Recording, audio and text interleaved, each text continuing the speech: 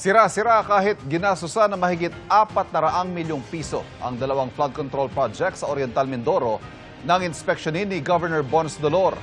Pumirma sa mga yan si dating DPWH Mimaropa Regional Director Gerald Pacanan na nakakulong ngayon dahil sa isa pang substandard umanong proyekto sa probinsya. Nakatutok si Darlene Kai. Upang tingnan, ang una ko pong na-notice, bukod sa wasak, yung pagkakagawa ng disenyong ito. Pag tinitingnan ko nga po, nagugulat ako. Palpak at perwisyo ang tawag ni Oriental Mindoro Governor Bons Dolor sa dalawang flood control project na ininspeksyon niya kahapon sa Barangay San Andres sa Nauhan, Oriental Mindoro. Hawak ni Dolor ang kopya ng litrato ng umunoy plano para sa road, dike and esplanade sa mag-asawang Tubig River. Hindi na nga raw sinunod ang plano, sira pa ang bahagi nito at maikli pa ang sheet piles ng sukatin. Kaya raw lalong binaha kamakailan ng ilang lugar sa mga bayan ng Victoria at Nauhan. Ayon sa disenyo ng DPWH, una muna ang sheet piles, pagkatapos ng sheet piles, saka ilalagay. Yun, ang tawag nila doon ay ito, foundation fill doon sa ilalim. Ang tawag nila dyan, geotextile, pampatibay dapat. Ang problema, kitang-kita nyo naman, sa halip na nasa loob, nasa labas. Ito yan ha, hindi tayo nagawa niyan. Ayon sa contract agreement sa DPWH website, February 11, 2023 sinimula ng dalawang proyekto. Ang isa ay natapos umano ng February 5, 2024. Ang isa naman, December 10, 2023 ang completion date. Ang nakakapagtaka lang po, dalawang stretch, may 200 milyon ang isa, sabay ini-award, sabay binigyan ng notice of commencement, sabay din dapat nagpanimula. Pero dapat magkaibang kontratista dahil dalawang magkaibang proyekto, pero iisa po ang kontratista. Ngayon, makalipas lamang ang mahigit isang taon, ito na ang flood control na ginawa. Nakakalungkot dahil sa halip na nakakatulong sa ating mga kababayan, naging sanipa ng pagbaha. At pag hindi ito sinama, ang magaganap sa atin, ibayo pang baha. Pirmado ni dating DPWH Mimaropa Regional Director Gerald Pacanan ang parehong kontrata. Mahigit 210 million pesos ang pondo kada proyekto na lumobo pa sa mahigit 217 million pesos hanggang sa matapos ito base sa isumbong sa Pangulo website. Nakakulong ngayon sa New Quezon City Jail si Pacanan dahil sa pagkakasangkot niya sa isa pang umano'y substandard na flood control project sa Nauhan, Oriental Mindoro rin. At kasalukuyang nililitis para sa mga kasong graft at malversation of public funds through falsification.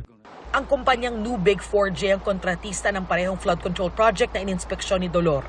Pinuntahan namin ang kanilang address na nakalista sa mga dokumento ng DPWH pero sarado ang opisina at wala kaming inabutang tao. Kinausap na raw ni Dolor ang mga taga DPWH Mimaropa at DPWH Oriental Mindoro District Engineering Office. Sinusubukan pa ng GMA Integrated News na kunin ang panig ng DPWH. Para sa GMA Integrated News, Darlene Kai, nakatutok 24 oras. Kalusugan at pag-iwas sa sakit at pati nakabubuhay na pasahod. Ang mga yan ang nangunguna sa mga inaalala ng mga Pilipino batay sa survey na isinagawa ng Okta Research. Nakatutok si Sandra Aguinaldo. Sa labas ng isang government hospital, nakilala namin si Mike Ramo. 2 buwan nang nasa ospital ang kanyang amang diabetic na inoperahan sa paa. Libre o zero billing naman daw ang ospital, pero umaabot pa rin ng 5,000 pesos ang gastusin kada linggo.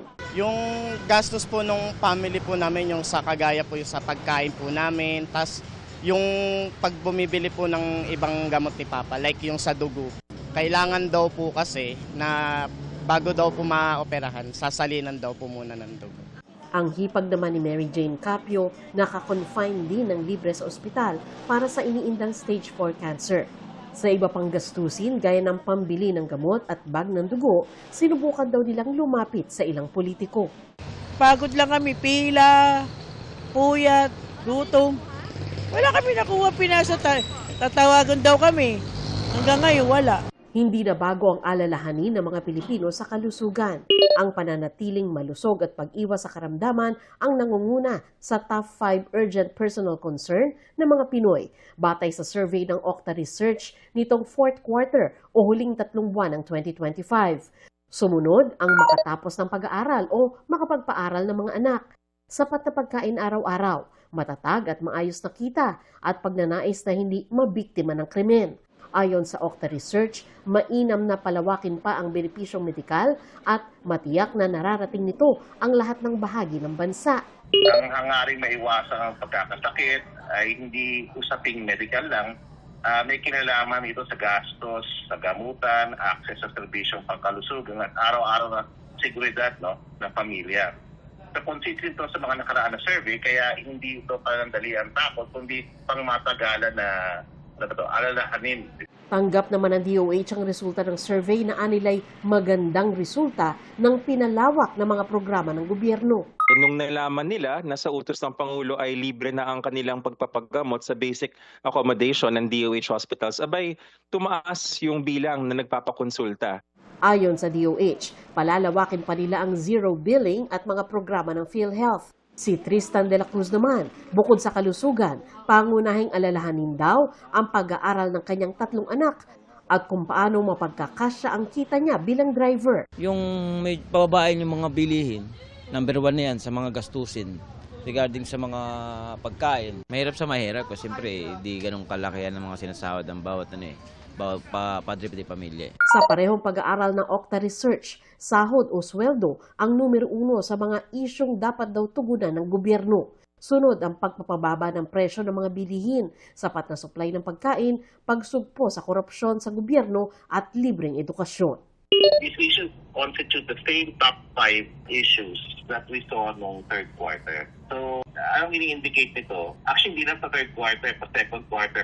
Ang ini-indicate nito may stability in household core concerns. Clear na dapat may response po ang gobyerno natin to these issues. Para sa GMA Integrated News, Sandra Aguinaldo, nakatutok 24 oras. Nagpasaklolo na sa netizens ang tiyahin para sa pamangking na LSS sa isang kanta.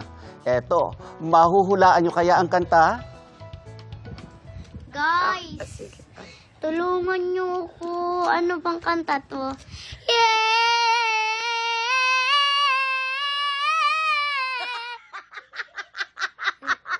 Ang hint na ibinigay ni Kendall Gray sa kanyang tita Daphne Ramores, kanta raw ito ng isang girl group at pink ang lyrics ng kanta sa isang music streaming app. Yun nga lang kahit Google ay hindi ito masagot.